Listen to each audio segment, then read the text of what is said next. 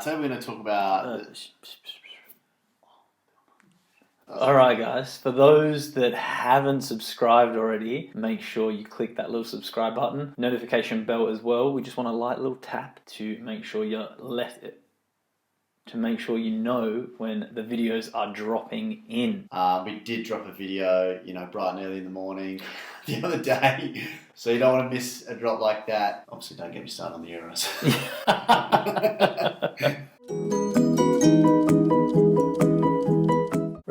Red mate. This is Ant. This one's Chris. And what do we got on for today's little chat? We're just going to talk about the upcoming World Cup and kind of have a discussion about how it compares to some of the existing club competitions, in particular the Champions League. Obviously, they've got very similar formats, but as a fan, if you watch both, maybe what's your preference, or which one do you find yourself getting more behind? Which one do you enjoy more? Which maybe contains the better quality of football? Chris? So having a bit of a World Cup v Champions League debate. Yeah, I think so. Probably jump straight to the point. Which would you prefer to maybe win as a player if you were to be good enough to play in either level?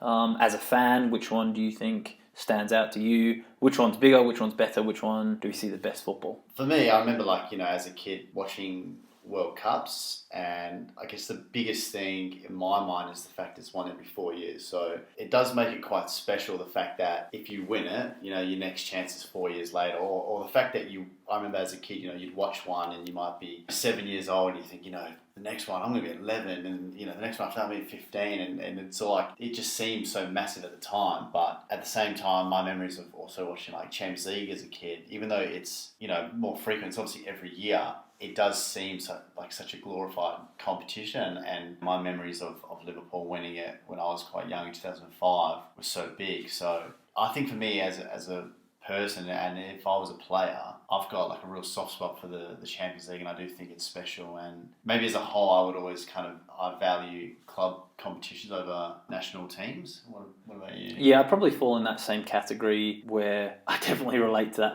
the age one of being oh my God, this many years until the next one. I can't believe I'll be this old watching the next one. And it does seem like there's that mystique around the World Cup of just it's 2 more years to the World Cup, 1 more year to the World Cup, or the World Cup starts in a few.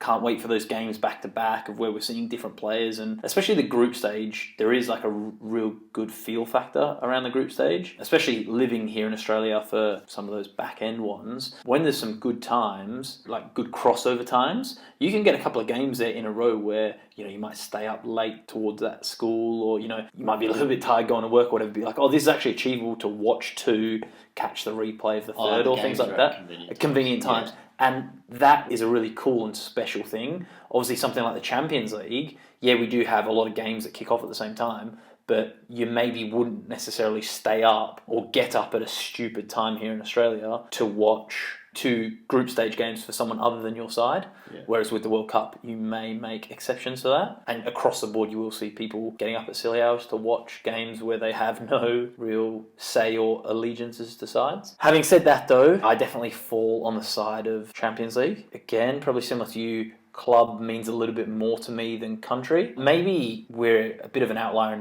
that we have this weird blend of being born in one country, moving to another, and almost never fully being accepted by either country then as a result. Anytime here in Australia, most people are you're English, so you should support England. But then when you go back to England, they're no, you're Australian, you should support Australia. So we do have that weird twist where we're almost lost in transition a little bit. Throw in that Liverpool or Scouse edge where it's not really too bothered by England at all anyway. Australia being this up-and-coming, or hopefully up-and-coming nation, it really is one where we're almost stuck in between not caring too much about England and Australia not really being too good to do anything, where you're just it's a bit of a no-brainer that I want to see Liverpool do well over seeing any sort of progression in the World Cup. Yeah, no, that's a good point. I think, for us, it's okay, we've got 2 options here. We could go either England or Australia. But the one thing that is consistent has been, say, Liverpool for us, which is the one thing that we can stick with. But I know whether it's definitely in terms of other sports like cricket and stuff, there's a massive rivalry between England and Australia. So it's kind of very rare for someone to be okay,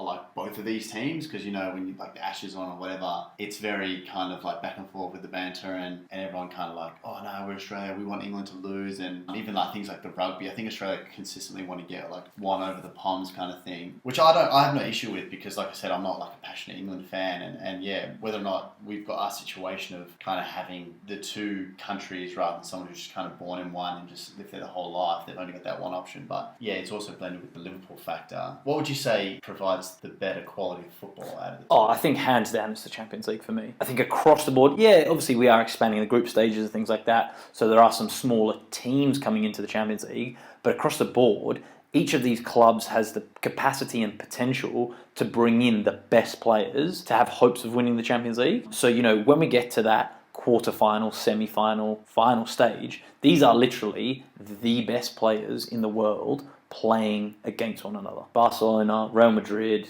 Liverpool, Man City, Chelsea, you know, all these teams, Bayern Munich, are going to buy the best players. If they don't, they're not going to be in with the chance of winning their domestic league or the Champions League. So, you know what I mean? Like, they have to get the best players to succeed and eventually win. On that basis alone, we're going to be seeing the best football, right? Yeah, the way I've always perceived it are the clubs are essentially like the all-star teams. If you take like Brazil as an example, they are restricted by the fact they can only play Brazilian players. Like, potentially, you know, you could have the best 10 players in the world are Brazilian, but then if the 11th is, say, Messi, he can't now play for them. Whereas there is a possibility that Real Madrid could assemble 10 Brazilian players and Messi in there, or whoever, or Barcelona. I just think if you are one of these elite clubs, you're literally handpicking the best players from each country and taking them. Obviously, you're competing with the other clubs, but there's obviously a lot smaller countries with a lot less people, and potentially they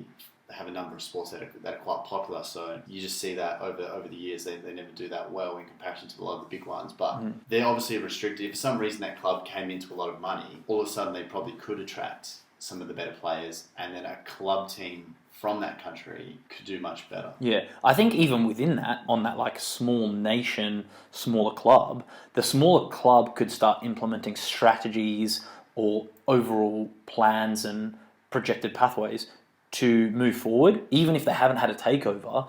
You think of some of the best run clubs, even like Southampton as an example for a little while there, or even maybe Leicester as well, you know, pre this season. They've got plans where they're buying these good players and selling to then step by step get forward. And you could see a smaller team in the Champions League buying up and coming players, developing them, selling on, rebuilding, going again, progressively getting bigger. Whereas some of these nations are handicapped by, well, this is what we've got, and it can only ever get so good. Yeah. You can obviously have maybe someone like a Belgium where they've gone, okay, we're going to implement this plan from like a Spain or a Germany where they did well and take it to hopefully get there one day. But if you look at all their top players, they've had to leave and go to other leagues to get there. So even within that plan, it's still hopeful and like, or wishful thinking. Like, hopefully we create enough good players to go elsewhere. Whereas a club team could be like, no, we are going to find these players and develop them every day to maybe get there. Yeah, another point, I guess at like a real basic level is that, you know, how many club games will players play in a season versus how many international games do they play? So that in itself shows you, if you're the manager of the country and you've got some kind of vision or some game plan that you want to implement and have your players play a certain way, you're very restricted by time in terms of how well you can implement this system. So already if the manager is trying to implement the same thing at a club level and at a national level, the guy at the club level's got the whole year with a lot more games to actually implement that versus the other guy who's only got a handful of games. So naturally, when you compare the two, just on that alone, it's obvious that, you know, if you're training for months and every week with these same players at your club, these clubs naturally will get better than you just go into these camps with your national team. Now all of a sudden you've got to work out how to play here and gel with these other guys. Yeah. It is an interesting one, I guess, for this debate where like passion and patriotism almost comes into the debate a little bit, whereby I think for the most part it would be fair to say 90%, maybe 80% of fans would prefer to see their country do well over their club do well. Whereas I think we probably are in a supporters group where we're almost in the minority, whereby club definitely comes before country. You think, you know, maybe an example might be like a Barcelona and Real Madrid, where when it comes time for Spain, maybe they do put aside their differences, even within someone like Wales, a small nation, like a Swansea Cardiff, does sort of get put to the side as long as it's for Wales and they get behind the team fully. Whereas, within the English game especially, it's Liverpool first at all costs. I would prefer to see Liverpool win the Merseyside derby or beat Man United over England or Australia winning the World Cup. It's not even for a trophy. It's just a big game in the season. Yeah. I would prefer to see Liverpool have success in that over ultimate success for a country. Yeah, I would be the same, but that again is... I'll probably recognise we might be the outlier. But what I mean is, it is an interesting debate then when we throw that back to Champions League versus World Cup, where people kind of gravitate towards the World Cup based on passion. Oh, it's all these countries come together, so it's the best. It's a spectacle. People throw that one at Messi, he can't be the best player ever because he's never won the World Cup. But it's just but what has he won? 4 or 5 Champions Leagues. He's won the tournament where the best players are playing more often, and he's playing in a team, Argentina maybe, that haven't been good enough to win. In something that happens once every 4 years, so a lot of things have to come right at once. And he's very fortunate in the fact that he's from Argentina, so people do somewhat expect it. Whereas if he is from some other country, I think of the likes of Haaland or even Zlatan, they're from countries that do normally compete at the World Cup, like Norway or Sweden, or one of the Scandinavian countries, but they've never won it historically, and I don't think anyone in any World Cup is expecting them to do well or win it. If they're kind of getting out of the group, or when they got to the quarterfinals when they versus England, I think that's pretty successful for a country like that.